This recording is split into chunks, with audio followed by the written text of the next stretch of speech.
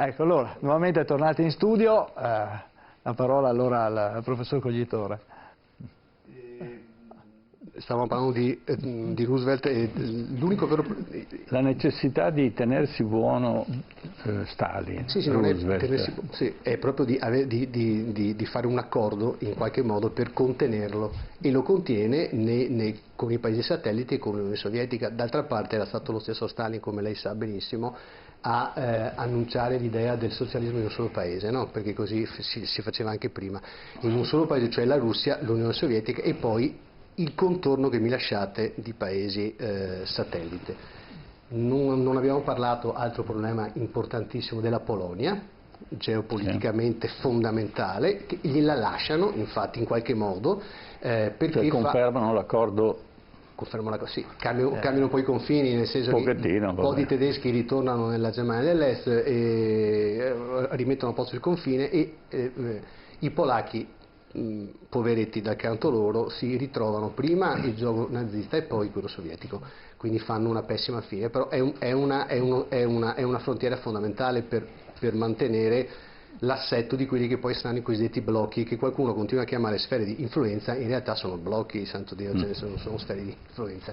Forse gli americani di qua a ovest, per ciò che riguarda Stalin, è sicuramente un blocco. Quindi io darei questa lettura. L'Inghilterra ha un ruolo del tutto dimesso in qualche modo, perché sta già finendo il suo ruolo di superpotenza, perché ovviamente passa direttamente agli Stati Uniti.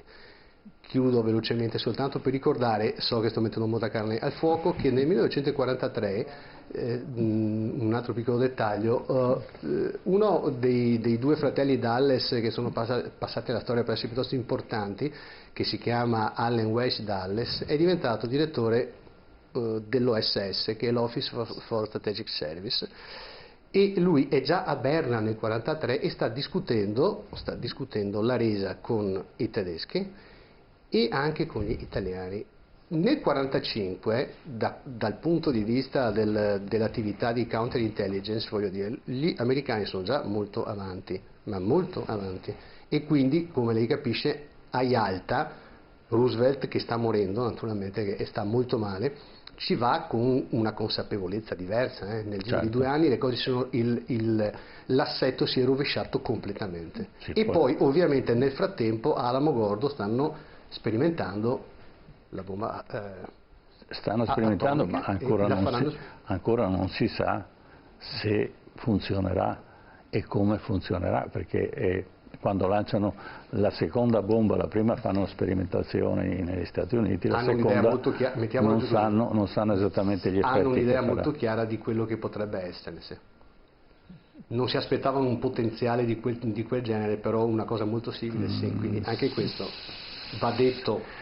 Io credo che non sapessero cosa stessero facendo, perché quando fanno scoppiare la bomba a Bikini mettono una buona parte della flotta americana per assistere all'esplosione.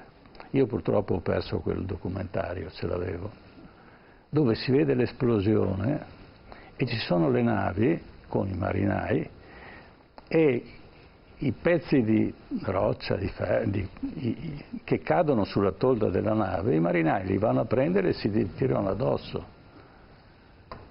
Di quelli che hanno partecipato hanno assistito all'esplosione, non è rimasto vivo neanche uno, ammiragli compresi, ma non si dice, e questo è uno dei segreti. Anche senza occhiali, ricordo bene questo test che hanno sottovalutato la potenza esplosiva, ma soprattutto anche la luminosità. Già, ed era già una bomba H quella, Sì, però è anche vero che come hanno... Che era una bomba pulita, la bomba H una volta. Ma allora o li hanno lasciati lì di proposito, perché effettivamente si vedono osservatori senza nessuna protezione, senza occhiali, e sono invasi da un fascio di luce potentissimo. Ma ci sono i marinai che si buttano in acqua e fanno il bagno.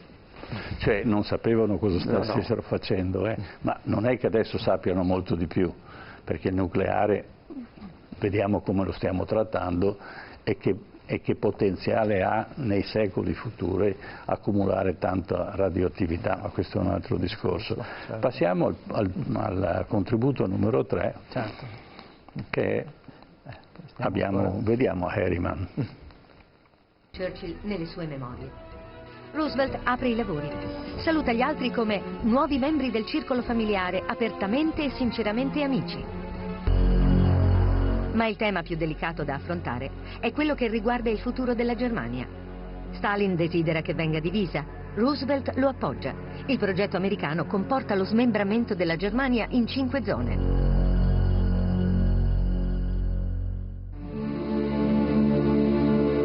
Churchill ha invece un'idea diversa. Vuole isolare la Prussia, che considera una regione guerrafondaia, e ricostituire in forma moderna il vecchio impero austro-ungarico. I 3 leader non giungono però a una decisione definitiva. L'idea era quella di avere un grosso nucleo nell'Europa centrale che fosse capace di sostenere un importante ruolo politico e anche economico nell'Europa del futuro. Molotov non volle saperne e noi capimmo chiaramente che voleva un'Europa polverizzata. Ma al di là dei buoni propositi, le visioni dei 3 leader non sempre convergono, come quando si parla di futuri assetti territoriali. Stalin esige le zone già contrattate al tempo nell'agosto 1939 all'interno degli accordi Molotov-Ribbentrop, cioè i 3 stati baltici, quasi metà della Polonia, la provincia romena della Bessarabia e ora, in più, territori della Prussia orientale. Churchill però non è d'accordo sul destino della Polonia. Il primo ministro britannico chiede che i confini polacchi vengano spostati di 500 chilometri verso occidente, a spese della Germania. Roosevelt preferisce che la spartizione dei territori venga rinviata alla fine del conflitto. Al presidente americano preme soprattutto vincere presto in Europa e spostare tutta la potenza bellica verso il Giappone, contando anche sull'aiuto dei sovietici. Stalin glielo promette. In cambio, l'Unione Sovietica otterrà compensi territoriali e sbocchi sul mare ad est.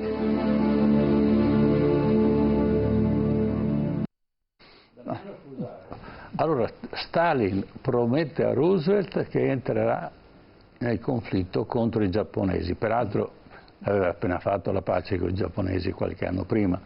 Era stata una guerra, come si suol dire, umma, come direbbe Totò, no? Nessuno sapeva, nessuno voleva dirlo, però c'è stato un conflitto con molti morti. Ma poi Stalin mantiene la promessa? Fusaro. Ma in realtà farà, appunto, continuerà a far finta, e la promessa di attacco con il Giappone in realtà verrà praticamente a 3 giorni quasi dalla fine di tutto quanto, tant'è che poi appunto gli Stati Uniti decideranno di intervenire con la bomba atomica, che sarà annunciata, diciamo, la minaccia di un intervento forte verrà data da Truman nella conferenza di Potsdam, che vedremo dopo.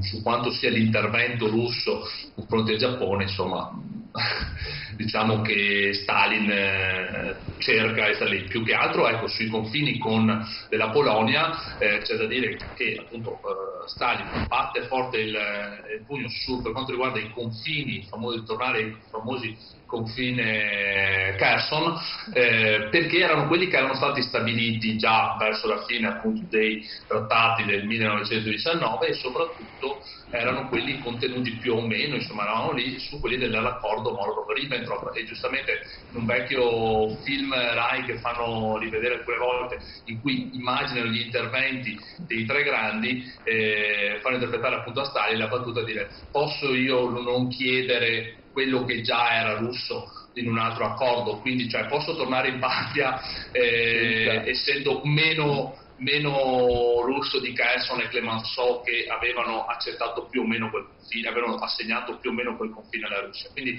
l'attività di Stalin è proprio su questo. Per quanto riguarda il Giappone, insomma, un po' meno, insomma, arriva proprio agli ultimi 3 giorni. Perfetto, allora passiamo all'ultimo contributo, sempre di Teheran, certo. Così abbiamo la conclusione e poi passeremo invece al successivo di Alta. La strategia militare da adottare nella fase finale della guerra è uno degli argomenti centrali della conferenza di Teheran. Stalin vuole ad ogni costo l'apertura di un secondo fronte, preferibilmente in Francia, in modo da distogliere parte delle forze tedesche dal fronte orientale. Churchill invece è contrario ad uno sbarco oltremanica, teme che gli inglesi possano avere enormi perdite in Francia, come è accaduto nella Prima Guerra Mondiale. Vorrebbe quindi concentrare le operazioni militari nel Mediterraneo e nei Balcani per colpire quello che lui chiama il morbido sottopancia dell'Europa. C'è però anche una ragione politica. Spera in questo modo di sottrarre almeno parte dell'Europa centrale e orientale al controllo dell'Unione Sovietica.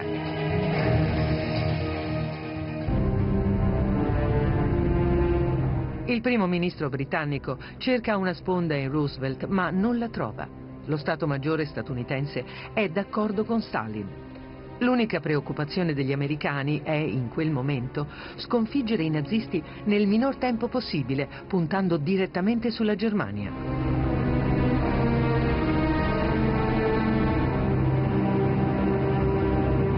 Roosevelt e Stalin si accordano sul progetto di un grande sbarco attraverso la Manica.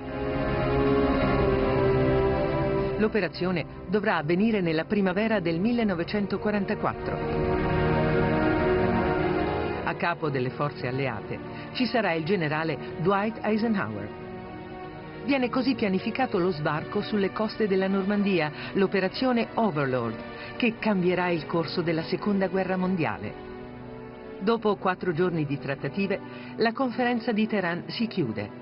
È la sera del 1° dicembre 1943. Prima di lasciare l'Iran, i 3 grandi sottoscrivono un comunicato ufficiale, la Dichiarazione di Teheran. Nel suo passaggio centrale si afferma: abbiamo espresso la nostra ferma determinazione che i nostri paesi agiscano di concerto, sia nella guerra sia nella pace che seguirà. Insieme abbiamo concordato i piani per la distruzione delle forze germaniche.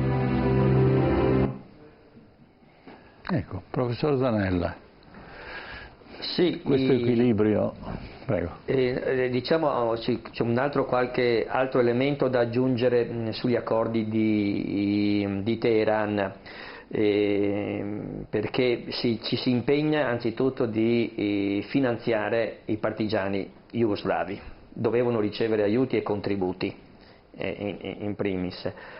Poi ancora un altro elemento importante di Teheran è questa sistemazione che abbiamo visto sia della Polonia e della Germania, e poi viene accennato in embrione come poteva essere l'organizzazione delle Nazioni Unite, si accenna già a questo.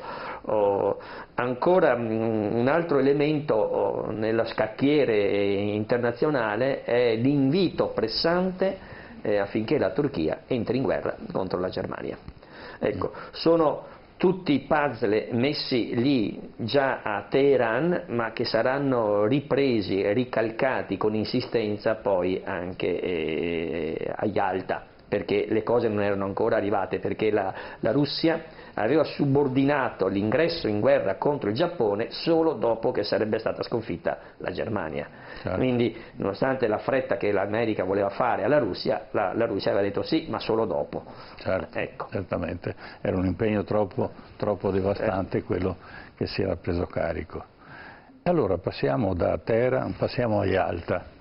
Partiamo con un contributo e poi commentiamo quello che ci presentiamo. Quello che è interessante è vedere che c'è sempre questa tendenza di Roosevelt. Teniamo presente che è Roosevelt che organizza tutto, che accetta l'organizzazione, e vedremo anche per quale motivo è quello che soffrirà di più, ma soprattutto teniamo presente che Roosevelt è a 2 mesi, ha una patologia ormai avanzata, a 2 mesi dalla sua morte. E quindi le proposte che va a fare Roosevelt sono veramente importanti ed hanno un senso anche ideale della sua politica estera, peraltro suggerita già da un suo predecessore, che è Wilson, l'altro presidente, che viene in Europa dopo la Prima Guerra Mondiale e vuole fondare la Società delle Nazioni, ma la Società delle Nazioni non viene accettata dal Senato americano. Vediamo il primo contributo, quello di Yalta.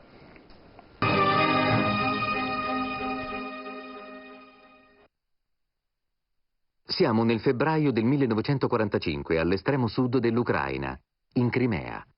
La guerra imperversa ancora in tutta Europa. Il primo ministro britannico Winston Churchill e il presidente degli Stati Uniti Franklin Delano Roosevelt, li vediamo salutare le personalità sovietiche, hanno lasciato rispettivamente Londra e Washington in gran segreto. Il presidente Roosevelt si è imbarcato con molta discrezione a Newport News in Virginia la notte del 22 gennaio. La rotta punta sul Mediterraneo. Dopo una traversata durata 11 giorni, ha fatto scalo all'isola di Malta. Partito in aereo da Londra, sempre con grande discrezione, Churchill l'ha preceduto di poco. Da Malta, a bordo di aerei differenti e volando a un'altitudine molto elevata per evitare la contraerea nemica, Churchill e Roosevelt hanno raggiunto la Crimea. Stalin, che ha il terrore dell'aereo, ha viaggiato da Mosca a bordo di un treno blindato per circa 1200 chilometri. Churchill ne ha percorsi 4.000. Il presidente Roosevelt ne ha dovuto invece percorrere più di 10.000 per arrivare sul luogo dell'incontro. Lo scopo? Mettere fine alla guerra e preparare il mondo post-bellico. A Livadia, un antico palazzo dello zar Nicola II, sono stati fatti lavori importanti per ricevere Roosevelt. Ed è qui che i tre leader si incontreranno una volta al giorno. Domenica 4 febbraio 1945. La prima riunione è prevista per le ore 17. Joseph Stalin arriva per primo. È giunto con largo anticipo per avere il tempo di discutere a quattro occhi con Roosevelt. E Churchill ne è sicuramente preoccupato. Come previsto, Churchill arriva un po' più tardi. Ecco uno schema del tavolo della conferenza. Roosevelt, Churchill e Stalin sono affiancati dai loro consiglieri, ministri e interpreti. Il tavolo sembra occupato da 3 squadre. Dall'inizio della guerra, Churchill e Roosevelt hanno costruito una partnership solida, ma a Yalta l'intesa tra i tre leader si evolverà in base agli interessi che ciascuno di loro in questo preciso momento vuole difendere. Osserviamo ancora l'arrivo di Stalin. Per la sua prima grande riunione, il maresciallo è in posizione di forza rispetto ai suoi 2 alleati. Le sue armate sono già alle porte di Berlino. Da qualche settimana, dall'inizio di gennaio 1945, questi sono i territori ancora occupati dall'esercito tedesco. A ovest gli alleati sono fermi sul Reno da più di 2 mesi. A est, l'Armata Rossa il 12 gennaio lancia una potente offensiva. Quando iniziano gli incontri di Yalta, le truppe russe sono a 70 km da Berlino. Questa è la rapida progressione che permette a Stalin di presentarsi oggi come il protagonista dell'alleanza contro Hitler. Stalin alza i toni e rifiuta anche la minima apertura sull'ONU, così come sul futuro della Polonia, un altro pomo della discordia. I ministri degli affari esteri dei 3 governi cercheranno di appianare le difficoltà fino a tarda notte e nella mattinata del giorno seguente. Il presidente apre la terza grande riunione sul tema che più lo interessa, la costruzione, assieme ai suoi 2 alleati, di solide basi per un'organizzazione delle Nazioni Unite. Un'organizzazione di questo tipo è indispensabile per assicurare una pace durevole. Ma ci sono consistenti punti di contrasto. Churchill sceglie di sostenere le tesi americane. Stalin, innervosito dal gioco dei suoi 2 partner, si irrigidisce e le rifiuta. Martedì 6 febbraio. Un Churchill inquieto arriva a Livadia per una colazione assieme al presidente americano. Churchill teme che gli sforzi di Roosevelt per convincere i sovietici possano danneggiare gli interessi britannici. Roosevelt è di buon umore. La sera prima Stalin gli ha promesso che anche l'Unione Sovietica entrerà in guerra contro il Giappone. Roosevelt pensa di aver ottenuto l'essenziale da questi incontri. Non resta che qualche altro punto su cui negoziare. Ma anche se è riuscito a raggiungere i suoi obiettivi, chi era presente alla conferenza ha notato le sue gravi condizioni di salute. I suoi lunghi minuti di assenza. Il presidente non è riuscito a ritrovare le forze che per poche ore nel corso di queste giornate. L'ultima volta che si è mostrato in pubblico è stata prima di partire per la Crimea, in occasione dell'inaugurazione del suo quarto mandato come presidente degli Stati Uniti. Grazie ad alcuni sostegni metallici è riuscito a tenersi in piedi per tutta la durata del suo discorso. Roosevelt ha centrato però due obiettivi fondamentali: la costituzione dell'ONU e la promessa dell'Unione Sovietica di entrare in guerra contro il Giappone. Egli ha dovuto agire in maniera tempestiva. Sa bene che i suoi giorni sono contati. Morirà infatti soltanto 2 mesi dopo. Stalin ha ottenuto un ampliamento territoriale ai danni della Polonia e ha ottenuto anche che la maggior parte del risarcimento richiesto alla Germania vada a finire nelle casse sovietiche. Per tutelare gli interessi britannici in un mondo che sta diventando bipolare, Churchill ha ottenuto che la Francia partecipasse all'occupazione della Germania e sedesse nel Consiglio di sicurezza dell'ONU. Ma i tre uomini sono davvero riusciti a intendersi, malgrado interessi molto diversi. E perché riunirsi in maniera tanto segreta in Crimea, in un luogo così remoto? Il presidente Roosevelt ha previsto la sua partenza per il giorno seguente. Prima di salutarsi, i tre grandi si mettono in posa, seduti insieme nel grande cortile interno. Il 1° marzo 1945 Roosevelt presenta al Congresso degli Stati Uniti i risultati della conferenza di Yalta. Egli ricorda che nel 1919 il Congresso aveva rifiutato il Trattato di Versailles, impedendo l'ingresso degli Stati Uniti nella Società delle Nazioni. That better world in which our children and grandchildren, yours and mine, the children and grandchildren of the whole world must live and can live. Il Congresso approva le decisioni prese a Yalta a favore della pace. Una pace tuttavia molto fragile. Nei mesi successivi l'alleanza tra i tre grandi si romperà e il mondo entrerà progressivamente nella fase della guerra fredda. Ecco, abbiamo visto come questa è stata una riunione, anche questa, dopo quella di Teheran, di fusione, di intenzione di andare d'accordo tra le parti, cosa che non si ripeterà. Quindi qual è l'importanza di questa riunione, professor Zanella? Qui tocchiamo con mano la difficile gestione della pace, perché questa era la sistemazione che questi tre grandi avevano in atto. Difficile gestione della pace, e l'uomo forte è Stalin ancora una volta. E impone, diciamo, dei paletti di cui l'Organizzazione delle Nazioni Unite ancora oggi siamo in parte succubi, perché il diritto di veto fra le nazioni Stalin lo impone proprio qui a Yalta. E guarda caso ci troviamo con le polemiche dell'Europa e degli Stati che non vogliono approvare il bilancio, che ancora si appellano a questo diritto di veto. Prima mossa a favore quindi di Stalin. Poi Stalin avrebbe voluto differenziare la portata delle nazioni in barba a quelli che erano i principi di pari dignità wilsoniani, che tutte le nazioni fossero sullo stesso livello. Invece Stalin avrebbe voluto che le tre potenze avessero un loro ruolo maggiore rispetto agli altri stati. Inoltre con la spartizione della Polonia a Yalta abbiamo una forzatura ancora di più, che vede calpestato il governo polacco esiliato a Londra, poiché Stalin preferisce insediare il comitato di Dublino, quindi con altri polacchi ma filo-sovietici, e di conseguenza abbiamo un governo polacco fantoccio.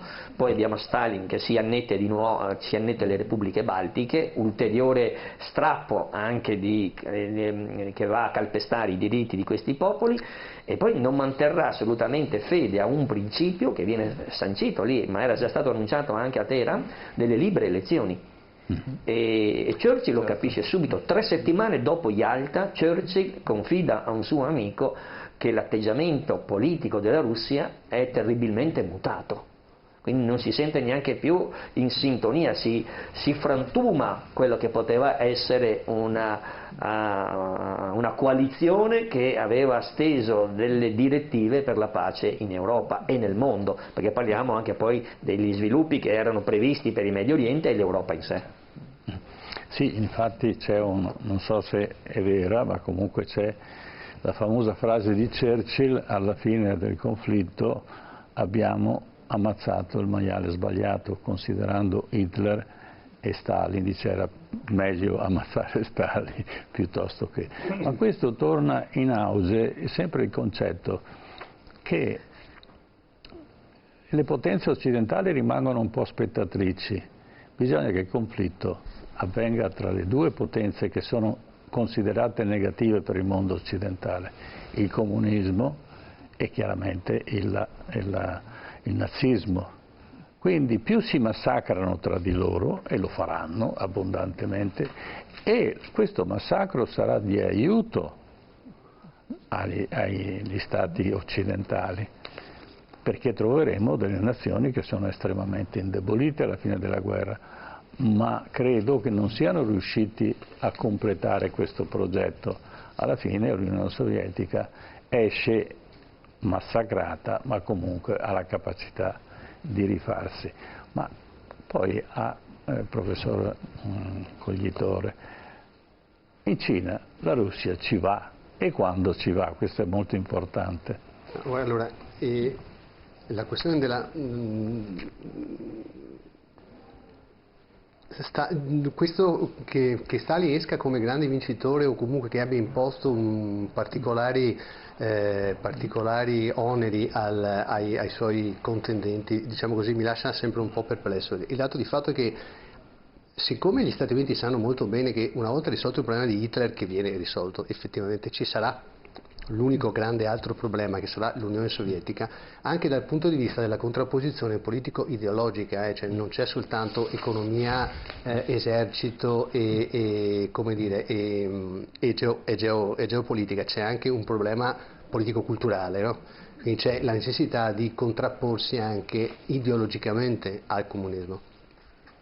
La Cina, da questo punto di vista, che resta sempre un po' in ombra in tutti questi anni, ma in realtà poi avrà un ruolo essenziale, perché la Cina chiude l'Unione Sovietica dall'altra parte, e cioè per l'esattezza dalla parte del Giappone, perché a conti fatti alla fine della seconda guerra mondiale il blocco sovietico al quale è stato concesso di avere dei paesi satelliti intorno esiste, e su questo siamo d'accordo.